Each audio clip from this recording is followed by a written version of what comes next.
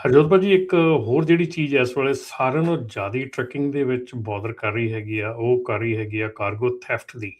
ਤੇ ਇਸ ਵੇਲੇ ਜਿਹੜਾ ਸੈਨੇਟ ਦੇ ਵਿੱਚ ਬਿੱਲ ਪੇਸ਼ ਹੋਇਆ ਹੈਗਾ, ਜਿਹੜਾ ਕੰਬੈਟਿੰਗ ਆਰਗੇਨਾਈਜ਼ਡ ਰੀਟੇਲ ਕ੍ਰਾਈਮ ਐਕਟ, ਜਿਹੜਾ ਉਹਦੇ 'ਚ 200 ਤੋਂ ਵੱਧ ਆਰਗੇਨਾਈਜੇਸ਼ਨ ਜਿਹੜੀਆਂ ਹੈਗੀਆਂ ਉਹ ਸ਼ਾਮਲ ਆ। ਤੋ ਅਰਜ ਕਰ ਰਹੀਆਂ ਕਾਂਗਰਸ ਨੂੰ ਕਿ ਇਹਦੇ ਖਿਲਾਫ ਜਿਹੜਾ ਆ ਇਹ ਕੋਈ ਨਾ ਕੋਈ ਲਾਅ ਜਿਹੜਾ ਜਲਦੀ ਤੋਂ ਜਲਦੀ ਬਣਾਇਆ ਜਾਵੇ।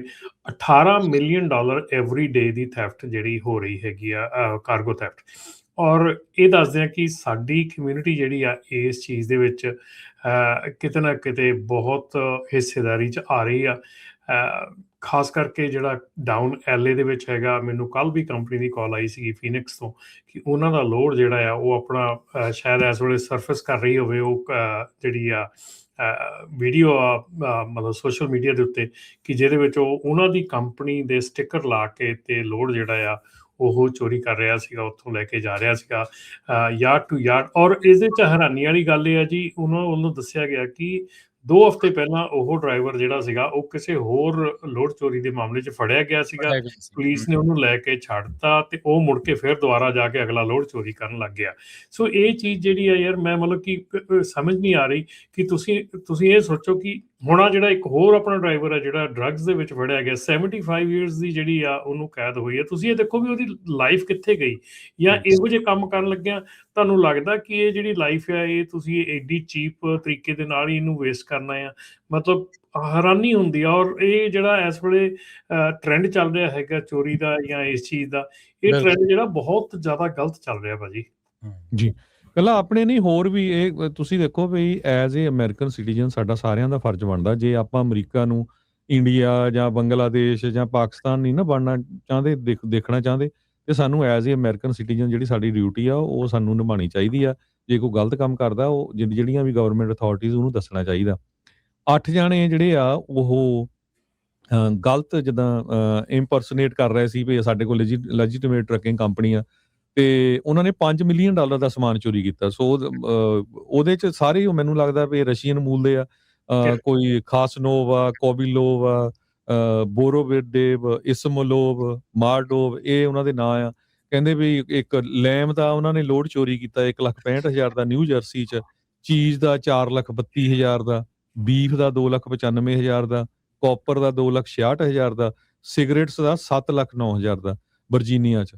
ਸੋ ਇਹ ਸਾਰਿਆਂ ਨੂੰ ਹੁਣ ਇਹਦੀ 2025 ਅਕਤੂਬਰ ਤੋਂ ਲੈ ਕੇ ਅਪ੍ਰੈਲ 26 ਤਾਈਂ ਇਹ ਚੋਰੀ ਕੀਤੇ। ਸੋ ਇਹ ਸਾਰੇ ਜਿਹੜੇ ਆ ਉੱਥੇ ਮੈਨਹਟਨ ਦੇ ਡਿਸਟ੍ਰਿਕਟ ਅਟਾਰਨੀ ਵੱਲੋਂ ਉਹਨਾਂ ਦੇ ਉੱਤੇ ਹੁਣ ਚਾਰਜਸ ਲਾਏ ਜਾ ਰਹੇ ਆ। ਇਹ ਸਾਰੇ ਅਰੈਸਟ ਹੋਏ ਆ। ਸੋ ਇਹ ਨੰਬਰ 1 ਜਿਹੜਾ ਕਾਰਗੋ ਥੈਫਟ ਆ, ਇਹ ਪਹਿਲਾਂ ਨਹੀਂ ਅਮਰੀਕਾ 'ਚ ਵਾਪਰਦਾ ਸੀ, ਇਹ ਪਿਛਲੇ 5-7 ਸਾਲਾਂ ਤੋਂ ਹੀ ਵਾਪਰਨ ਲੱਗਾ ਹੈਗਾ।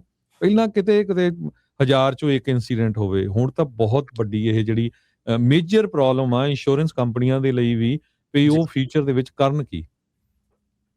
ਜੀ ਬਿਲਕੁਲ ਜੀ ਹਰਜੋਤ ਭਾਜੀ। ਬਾਕੀ ਜਿਹੜਾ ਸਾਰਿਆਂ ਦੇ ਮਨ ਦੇ ਵਿੱਚ ਹੈਗਾ ਕਿ ਪਿਛਲੇ 15 ਦਿਨਾਂ ਦੇ ਵਿੱਚ ਮੋਟਰਸ ਜਿਹੜਾ ਸਿਸਟਮ ਰੋਲ ਆਊਟ ਹੋਇਆ ਹੈਗਾ, ਮੋਟਰਸ ਦੀ ਡੈਫੀਨੇਟਲੀ ਰੌਕੀ ਸਟਾਰਟ ਹੋਈ ਆ। ਕੋਈ ਮਤਲਬ ਸੌਖੀ ਸਟਾਰਟ ਨਹੀਂ ਹੋਈ ਕਿਉਂਕਿ ਬਹੁਤ ਵੱਡਾ ਸਿਸਟਮ ਹੈਗਾ, ਬਹੁਤ ਵੱਡਾ ਅਪਗ੍ਰੇਡ ਸੀਗਾ।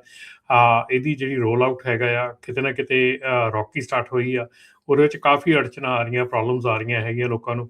ਸੋ ਪਰ ਇਹ ਆ ਕਿ ਅਲਟੀਮੇਟਲੀ ਜਿਹੜਾ ਮੋਟਰਸ ਵੱਲੋਂ, ਜਿਹੜਾ FMCSA ਵੱਲੋਂ ਜਿਹੜਾ ਰਿਸਪੌਂਸ ਰੇਟ ਹੈਗਾ, ਅਜੇ ਤੱਕ ਸਾਡਾ ਐਕਸਪੀਰੀਅੰਸ ਰਿਹਾ ਆਫਿਸ ਦਾ, ਇੱਥੋਂ ਦਾ ਅਸੀਂ ਜਿਹੜੀਆਂ ਕਾਲਸ ਕਰਦੇ ਹੈਗੇ, ਰੋਜ਼ਾਨਾ ਕਾਲਸ ਜਿਹੜੀਆਂ ਜਾਂਦੀਆਂ ਹੈਗੀਆਂ ਉਹਨਾਂ ਨੂੰ, ਸਾਡਾ ਰਿਸਪੌਂਸ ਰੇਟ ਹੈਗਾ ਕਿ ਅੱਗੇ ਨਾਲੋਂ ਬੈਟਰ ਰਿਸਪੌਂਸ ਆ ਰਿਹਾ ਹੈਗਾ। ਉਹਨਾਂ ਦਾ ਕਾਲ ਰੇਟ ਜਿਹੜਾ ਵਾਪਸ ਆ ਰਹੀ ਹੈਗੀ ਆ, ਈਮੇਲ ਰਿਸਪੌਂਸ ਰੇਟ ਕਾਫੀ ਅੱਛਾ ਹੈਗਾ, ਵਧੀਆ ਮਤਲਬ ਕਿ ਅੱਗੇ ਨਾਲੋਂ ਹੈਗਾ। ਪਰ ਡੈਫੀਨੇਟਲੀ ਰੌਕੀ ਸਟਾਰਟ ਹੋਈ ਆ। ਇਹ ਮੈਂ ਨਹੀਂ ਕਹੂੰਗਾ ਕਿ ਗਲਤ ਹੋਇਆ, ਜਾਂ ਕਿਸੇ ਦਾ ਹੋ ਸਕਦਾ ਐਕਸਪੀਰੀਅੰਸ ਜ਼ਿਆਦਾ ਮਾੜਾ ਵੀ ਹੋਵੇ, ਕਿਸੇ ਦਾ ਜ਼ਿਆਦਾ ਚੰਗਾ ਵੀ ਹੋਵੇ, ਪਰ ਡੈਫੀਨੇਟਲੀ ਰੌਕੀ ਸਟਾਰਟ ਹੋਈ ਆ।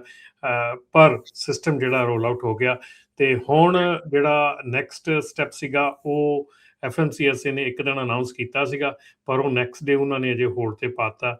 ਸੋ ਮੇਰੇ ਖਿਆਲ ਉਹਦੇ ਵਿੱਚ ਕੁਛ ਅੜਚਣਾਂ ਹੈਗੀਆਂ। ਹੁਣ ਜਿਹੜੇ CTPA ਆ, ਜਿਹੜੇ ਥਰਡ ਪਾਰਟੀ ਐਡਮਿਨਿਸਟ੍ਰੇਟਰ ਆ, ਜਿਹੜੇ SAPs ਆ, ਜਿਹੜੇ MROs ਆ, ਡਾਕਟਰਸ ਆ, ਜਿਹੜੇ ਇਹ ਸਾਰੇ ਵੀ ਜਿਹੜੇ FMCSA ਦੇ ਵਿੱਚ ਨਵੇਂ ਜਿਹੜੇ ਅੱਜ ਤੋਂ ਹੋਣਗੇ, ਉਹਨਾਂ ਦੀ ਫੇਸ਼ੀਅਲ ਰੈਕਗਨੀਸ਼ਨ ਤੇ ਸਾਰੀ ਜਿਹੜੀ ਆਈਡੈਂਟੀਟੀ ਆ ਉਹ ਆਈਡੀਮੀਆਂ ਦੇ ਥਰੂ ਹੋਊਗੀ। ਐਗਜ਼ਿਸਟਿੰਗ ਜਿਹੜੇ ਹੈਗੇ ਆ ਉਹਨਾਂ ਦੀ ਸ਼ੁਰੂ ਹੋਣੀ ਆ, ਉਹਨਾਂ ਦੀ ਜਿਹੜੀ ਆਈਡੀ ਵੈਰੀਫਿਕੇਸ਼ਨ ਸ਼ੁਰੂ ਹੋਣੀ ਆ, ਪਰ ਉਹ ਅਜੇ ਹੋਲਡ ਤੇ ਪਾ ਦਿੱਤੀ ਗਈ ਆ। ਸੋ ਜਿਹੜੇ TPAs ਆ, ਜਿੰਨੇ ਵੀ ਹੋਰ ਜਿਹੜੇ ਸ਼ੇਅਰ ਹੋਲਡਰਸ ਆ ਜਾਂ ਜਿਹੜੇ ਵਿੱਚ ਕੰਮ ਕਰਦੇ ਆ ਇਹਦੇ FMCSA ਦੇ, ਜਿਨ੍ਹਾਂ ਨੂੰ ਲੋੜ ਪੈਂਦੀ ਹੈ ਲੌਗਇਨ ਕਰਨ ਦੀ, ਉਹਨਾਂ ਦੇ ਜਿਹੜੇ ਕ੍ਰੈਡੈਂਸ਼ੀਅਲਸ ਆ ਉਹ ਵੀ ਜਿਹੜੇ ਆ ਇਲੈਕਟ੍ਰੋਨਿਕਲੀ ਜਿਹੜੇ ਆ ਮੋਨੀਟਰ ਹੋਣੇ ਸ਼ੁਰੂ ਹੋ ਜਾਣੇ ਆ। ਸੋ ਉਹ ਹਾਲ ਦੀ ਘੜੀ ਅਜੇ ਹੋਲਡ ਤੇ ਆ, ਪਰ ਡੈਫੀਨੇਟਲੀ ਜਲਦੀ ਸ਼ੁਰੂ ਹੋ ਜਾਣਗੇ। ਜੀ ਬਿਲਕੁਲ। ਸੋ ਟਰੱਕਿੰਗ ਇੰਡਸਟਰੀ ਦੇ ਵਿੱਚ ਕੀ ਕੁਛ ਵਾਪਰ ਰਿਹਾ ਉਹਦੇ ਤੇ ਆਪਾਂ ਚਰਚਾ ਕਰ ਰਹੇ ਹਾਂ। ਬੇਸ਼ੱਕ ਇਸ ਵੇਲੇ ਆਪਾਂ ਇਹ ਵੀ ਦੇਖਿਆ ਸਪੋਟ ਰੇਟ ਦੇ ਵਿੱਚ ਸੁਧਾਰ ਆ ਰਿਹਾ, ਫਰੇਟ ਮੰਗ ਵੀ 2025 ਦੇ ਮੁਕਾਬਲੇ ਕਾਫੀ ਬਿਹਤਰ ਹੈ। ਨਵੇਂ ਟਰੱਕਾਂ ਦੀ ਲਾਗਤ ਘੱਟ ਹੋ ਸਕਦੀ ਹੈ ਜੇਕਰ ਟੈਕਸ ਹਟ ਜਾਂਦਾ, ਪਰ ਦੂਜੇ ਪਾਸੇ ਜਿਹੜੀਆਂ ਚੁਣੌਤੀਆਂ ਨੇ, ਡੀਜ਼ਲ ਮਹਿੰਗਾ, ਇੰਸ਼ੋਰੈਂਸ ਰੇਟ ਕਾਫੀ ਉੱਚੇ ਨੇ, ਆਟੋਮੇਸ਼ਨ ਜਿਹੜੀ ਹੈ ਉਹਦੇ ਨਾਲ, AI ਦੇ ਨਾਲ ਬਦਲਾਅ ਬਹੁਤ ਆ ਰਹੇ ਨੇ, ਤੇ ਕੁਝ ਛੋਟੀਆਂ ਜਿਹੜੀਆਂ ਕੈਰੀਅਰ ਕੰਪਨੀਆਂ ਨੇ ਉਹ ਹਲੇ ਵੀ ਵਿੱਤੀ ਦਬਾਅ ਦੇ ਹੇਠਾਂ ਨੇ, ਕਿਉਂਕਿ ਹਾਲਾਤ ਪਿੱਛੇ ਜੇ ਕੋਈ ਬਹੁਤੇ ਸਾਜ਼ਗਾਰ ਨਹੀਂ ਸਨ।